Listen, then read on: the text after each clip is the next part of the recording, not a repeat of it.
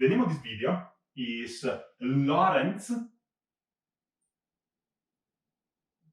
force and relativity.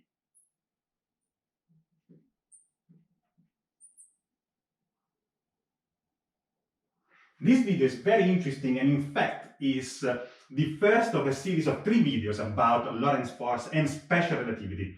I think it's very important in the beginning of 342 because it clearly shows that the electric phenomena and magnetic phenomena are intimately connected to each other, and that is why they are called the electromagnetic phenomena altogether, or electromagnetism. So how do we explain this intimate connection between E and B? By means of Lorentz force. Lorentz force was briefly introduced in 242, and I remind you that this fundamental force F is given by the charge Q on which it acts upon times quantity, the electric field E, plus the velocity of this point-like charge particle Q, which in general can have a velocity V, vector B. So, this force, we didn't prove it, and we will not prove it we didn't prove it in 242, and we will not prove it in 342. But I would like to tell you that it's actually very beautiful, the proof that allows you to find out this force from fundamental principles.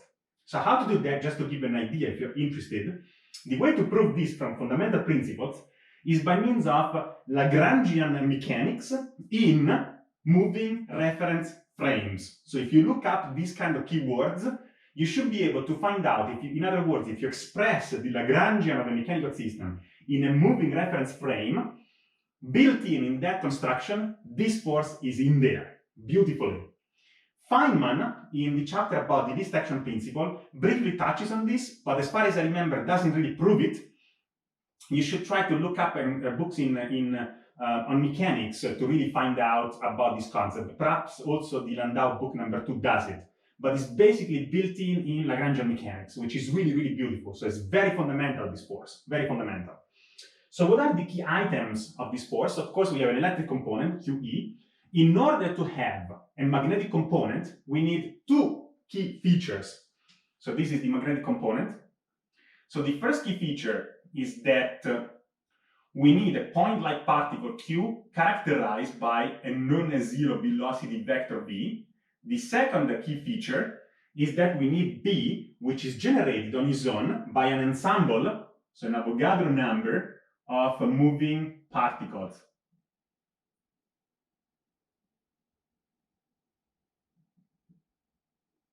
This generates a current, which in the end generates a magnetostatic field B. So you need, everything has to move. The source charges must move to generate a current, therefore B, and the charge on which you're calculating or experimentally measuring the force has to move as well. You need both. Since this particle has to move, a critical thing is that we need to specify, since there is this velocity V, we must specify a reference frame, or frame of reference. As always in physics. So this leads to the question, are Maxwell's equations the same or different in different reference frames? And as it turns out, the principle which I'm about to write down is the relativity principle for Maxwell's equations. As it turns out, Maxwell's equations are independent from the reference frame. That is, they are always the same in any reference frame.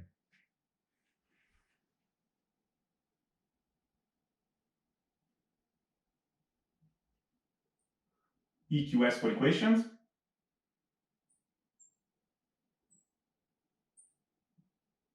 In all inertial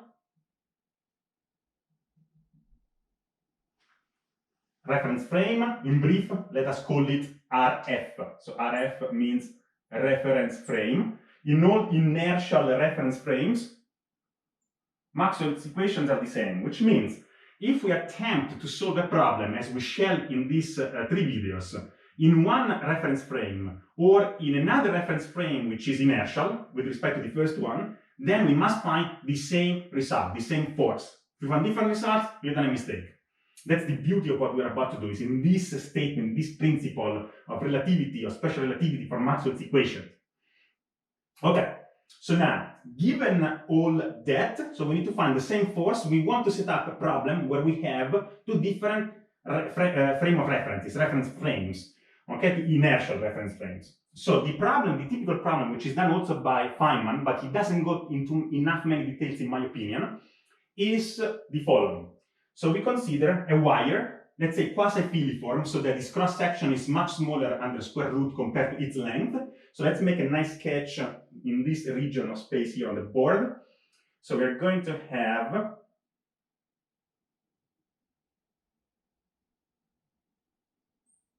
this is a cross-section on the back end of the wire. This is the wire itself. And this is the front end cross-section of this wire. The area of this cross-section, let's call it A, capital A, in such a way that the square root of capital A is much smaller than the length, capital L, of this wire, so quasi-filiform condition. Then we want to represent this in a cylindrical coordinate system, where this is the z-axis, right in the middle here.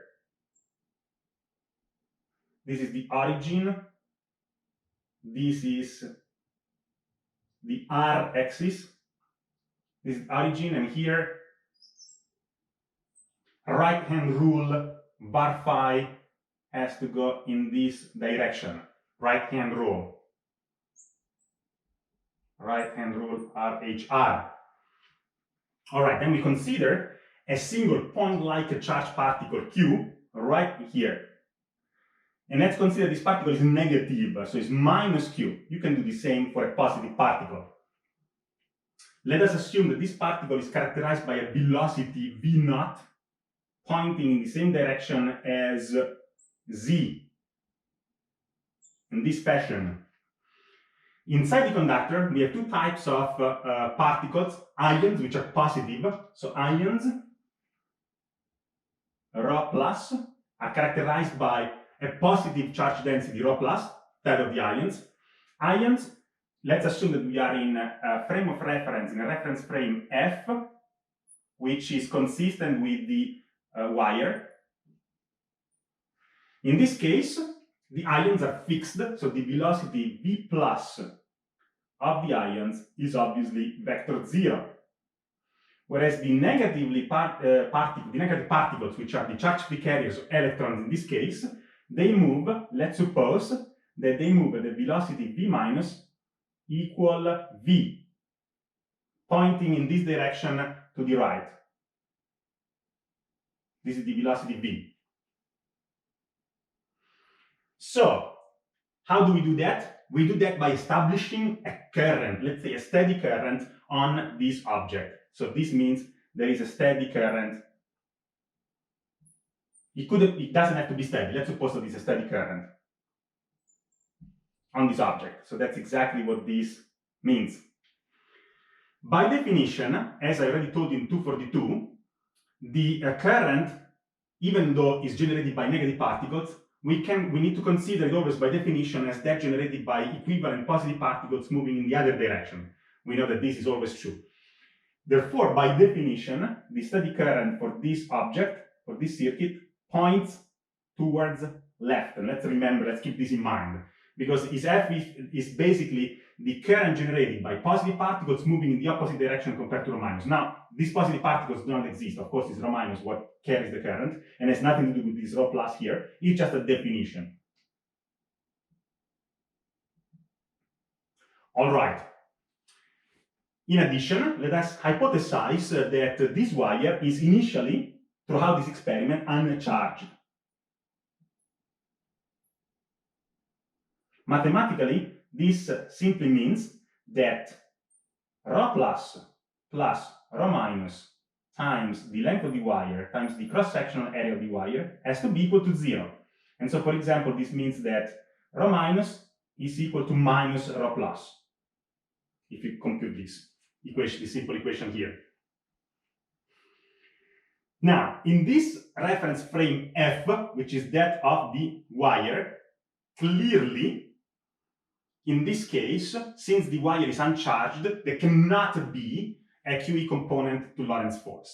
However, we have a moving particle with velocity V naught, and we have a current which generates a magnetostatic field B, a steady current. Therefore, there will be a B vector B component. So with respect to this cylindrical coordinate system, we know that, so we want to compute this force. So the force, let me rewrite it in this specific case.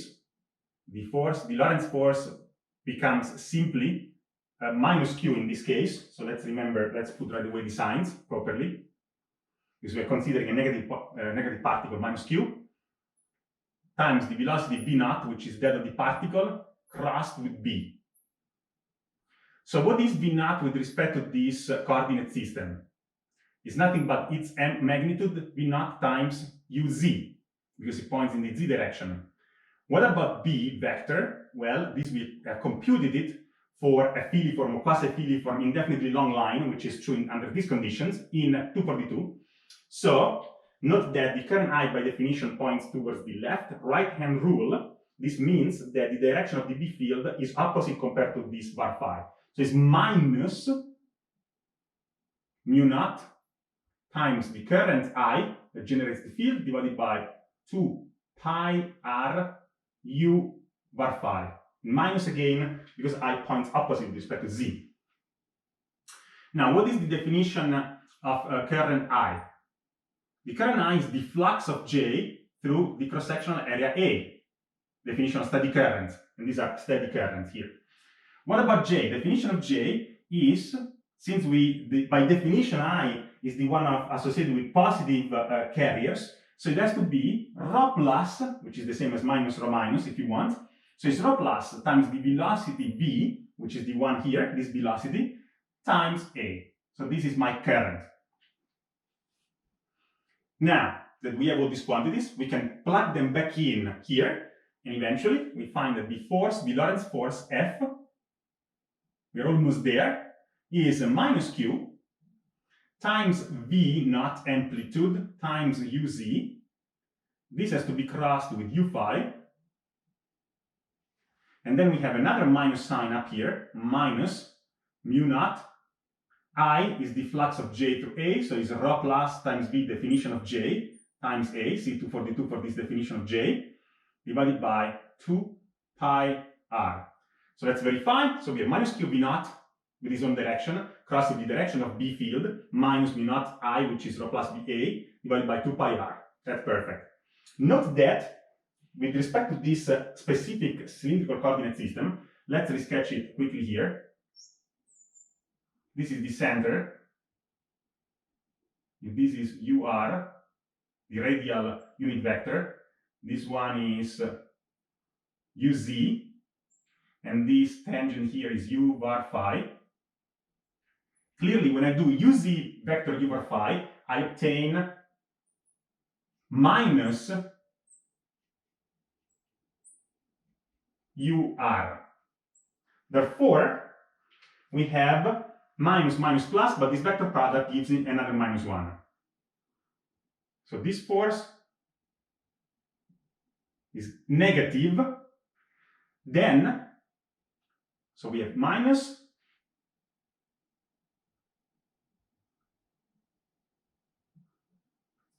Q. Let's already assume that the amplitude of V naught is the same as that of V. It doesn't have to be in general, okay? So this current has nothing to do with the velocity of this particle, but let's assume that they are the same for simplicity. So we get V naught times V, which is V squared. This gives me the minus 1, which I already took into account. Minus minus plus, minus is minus. So this we have it. And then we have mu naught divided by 2 pi. Mu naught divided by 2 pi. Rho plus V, we already took into account. because we did already v square, times capital A. So let's verify that everything is there under this condition, and of course r here. So minus is there, q v naught square, this minus already there, mu naught over 2 pi r rho plus a, and we already put it there. Great.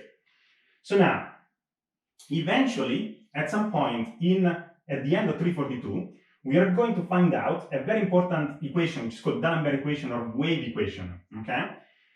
So when we will study electromagnetic potentials in the dynamic case, we will find the wave equation, and within that equation, we will find out that the velocity of light c is given by 1 divided by the square root of epsilon naught mu naught.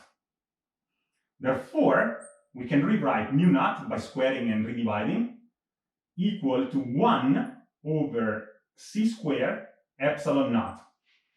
1 over c square epsilon naught. This is my mu naught. Now I can substitute this mu naught in here so that I can rewrite this force as a function of epsilon naught for some reasons that will become clear at the end of the third video of this series.